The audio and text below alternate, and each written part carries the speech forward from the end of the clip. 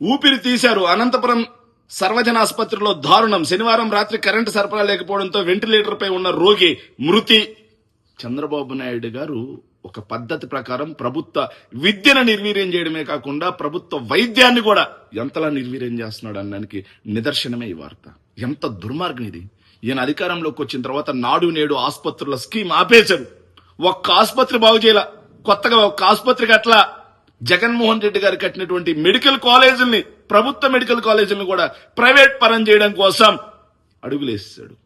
So రాష్ట్ర వ్యాప్తంగా ఉన్న ప్రజలు మొత్తం మూకుమ్మడిగా దాన్ని వ్యతిరేకించినా సరే ఆయన ప్రైవేట్ పరం చేయాలని చెప్పి పోతా ఉన్నాడు.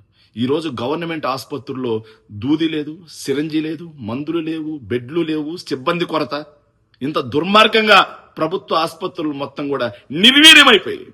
మరోవైపు ఆరోగ్యశ్రీ బకాయిలు చెల్లించకపోవడంతో నెట్వర్క్ హాస్పిటల్ మొత్తం కూడా ఆరోగ్యశ్రీ సేవలను ఆపేసినటువంటి పరిస్థితి. వాళ్ళకి 1000 కోట్ల రూపాయలు బిల్లులు ఇస్తున్నాం, మీరు అప్పుగా చెల్లించండి, దానికి 8% ఇంట్రెస్ట్ కూడా కట్టండి అంటే వాళ్ళు ప్రజలకు సేవ చేసి ప్రభుత్వం బిల్లులు చెల్లించాల్సి ఉంటే అప్పు మీ పేరు మీద తెస్తాం, మీరు బిల్లులు చెల్లించుకోండి అంటే వాళ్ళకి అప్పు ఇప్పించడానికి ఆ ప్రభుత్వం ఏదైతే ఆరోగ్యశ్రీ ఉండేది, ఆరోగ్యశ్రీ సేవలను కూడా నిర్వీర్యం చేసి పడేసరి ఎక్కడికి పోయినా బోర్డు తిప్పేసినటువంటి పరిస్థితి కనిపిస్తుంది.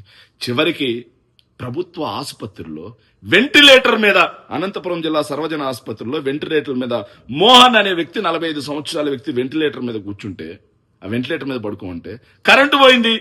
జనరేటర్ లో డీజిల్ లేదా, జనరేటర్ కూడా పనిచేయట్లేదంటే వెంటిలేటర్ మీద ఉన్న వ్యక్తులకి కరెంట్ అనేది ఎంత అవసరం? వెంటిలేటర్ పనిచేయాలంటే పవర్ అనేది ఉండాలి కదా. సరే, పవర్ పోతే పోయింది. ఆయన విద్యుత్ శాఖ మంత్రి పొద్దున్న లేసినప్పటి నుంచి ఎక్కడా కూడా వేసవి కాలంలో ఆంధ్రప్రదేశ్ లో మాకెక్కడా కూడా కరెంటు కోతలు లేవు అని చెప్పి మాట్లాడతాడు. ఒకవైపు కరెంటు కోతలు, మరోవైపు ఆ జనరేటర్ ఆన్ చేసే దిక్కు లేక నిండు ప్రాణం బలైపోయింది. ఇది ప్రభుత్వ నిర్లక్ష్యం కాదా?